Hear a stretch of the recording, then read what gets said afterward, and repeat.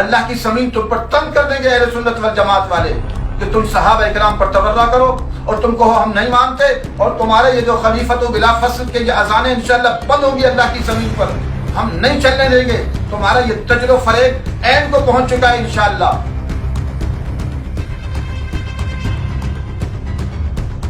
آپ ذرا انٹرنیٹ پہ جا کے سرچ کیجئے، آپ کو اندازہ ہوگا کہ اردن کا اس وقت تجارتی حجم سعودیوں کے اسرائیلیوں کے ساتھ کیا ہے، ترکوں کا کیا ہے، ترکی کا، اسی طرح سے سعودیوں کا کیا ہے، اسی طرح سے یو اے ای کا کیا ہے. یہ جو مسلمان ممالک ہیں یہ اگر اسرائیل کو غاصب سمجھتے ہیں تو پھر غاصب سمجھنے کے بعد فلسطینیوں کے ساتھ کھڑے کیوں نہیں ہو سکتے؟ کب تک وہ فلسطینیوں کے قتل عام کا تماشا دیکھتے رہیں گے؟ ایک ایران نے چند میزائل ان کو دیے جس کی وجہ سے اس وقت آپ نے دیکھا ہوگا پچھلے دنوں فلسطینیوں نے ایک میزائل بھیجا اور وہ میزائل جب گرا تو وہاں پر زلزلہ برپا ہوا. اگر آپ فلسطینیوں کی حمایت کر سکتے ہیں تو وہ یہ ہے کہ فلسطینیوں کو مسلح کریں، فلسطینیوں کی سفارتی مدد کریں، فلسطینیوں کی سیاسی مدد کریں، فلسطینیوں کو اقوام متحدہ میں سپورٹ فراہم کریں، اور جب یہ کام کریں تو اس کے بعد کہیں کہ ہم اسرائیل کی مذمت کرتے ہیں. اسرائیل سے تجارت آپ کریں، اسرائیل سے ٹیکنالوجی آپ لیں، جاسوسی کے آپ کے مشترکہ معاہدے ان کے ساتھ ہوں، اور یہ سب کچھ کرنے کے بعد زبانی طور پر کہیں کہ ہم اسرائیل کی مذمت کرتے ہیں، تو ایسی مذمت پر تو تمام اقوام عالم مل کر تھوکتی ہیں. ان مذمتوں سے کچھ نہیں ہونے والا. 2006 میں مجھے یہ بتائیں حزب اللہ نے 33 روزہ 32 روزہ جنگ میں اسرائیل کو ناکوں چنے چبوائے یا نہیں چبوائے؟ پوری دنیا کے اندر اسرائیل کو ذلت اور خاری کا سامنا کرنا پڑا یا نہیں پڑا؟ جبکہ حزب اللہ کوئی بڑی فورس تو نہیں تھی، حزب اللہ کوئی کسی ملک کا نام نہیں تھا. ان کے پاس چند ہزار سپاہی ہیں اور چند میزائل، چند ہزار سپاہیوں اور چند میزائلوں کے ساتھ ایک عوامی فورس ہو کر اگر انہوں نے اسرائیلیوں کو ناکوں چنے چبوائے ہیں، اگر یہ عرب ممالک اس کو سانس کا ایندھن فراہم نہ کریں، اس کو خون کا ایندھن فراہم نہ کریں تو اسرائیل اپنی موت آپ مر جائے. اگر عرب ممالک صرف بائیکاٹ کریں اور اپنی سرحدیں بند کر دیں، عرب ممالک صرف اپنا بزنس بند کر دیں، عرب ممالک یہ جو لین دین ہے صرف یہی بند کر دیں، تو آپ دیکھیں گے کتنا بڑا فرق پڑتا ہے.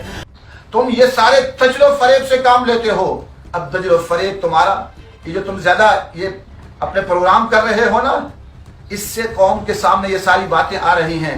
یہ اللہ تعالیٰ تم سے غلطیاں کرا رہا ہے. تمہاری ذلت کا وقت آ چکا ہے کہ تم ہر ایک جو ہے نا، ہر تمہارا مولوی اور تمہارا جو ہے نا ذاکر اپنی ویڈیو بنا کر نشر کر رہا ہے اور سمجھ رہا ہے اس کو کامیابی سمجھ رہا ہے. تمہاری بہت بڑی غلطی ہے.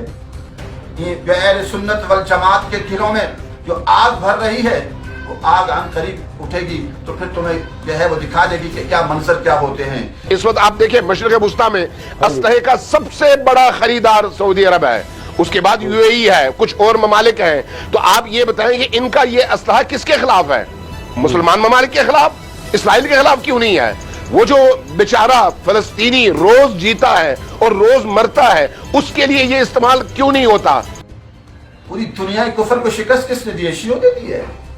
پوری دنیا کفر کے بڑے بڑے جو مہا شیطان تھے افغانستان میں ان کو شکست کس نے دی؟ الحمدللہ اہل سنت والجماعت نے دی ہے. چاہے وہ سوویت یونین کی شکل میں ہو اور چاہے وہ 50 ملک امریکہ کے سمیت آئیں، ان کو شکست کس نے دی ہے؟ شیعوں نے. الحمدللہ اہل سنت والجماعت کے سپوتوں نے دی ہے، وہ مجاہدین نے دی ہے، طالبان نے دی ہے، عرب مجاہدین نے دی ہے، پاکستانی مجاہدین نے دی ہے. I mean, let's remember here, the people we are fighting today, we funded 20 years ago. And we did it because we were locked in this struggle with the Soviet Union. They invaded Afghanistan, and we did not want to see them control Central Asia. And we went to work. And it was President Reagan, in partnership with the Congress, led by Democrats, who said, you know what, sounds like a pretty good idea. Let's deal with the ISI and the Pakistani military, and let's go recruit these mujahideen, and let's get some to come from Saudi Arabia and other places, importing their Wahhabi brand of Islam so that we can go beat the Soviet Union.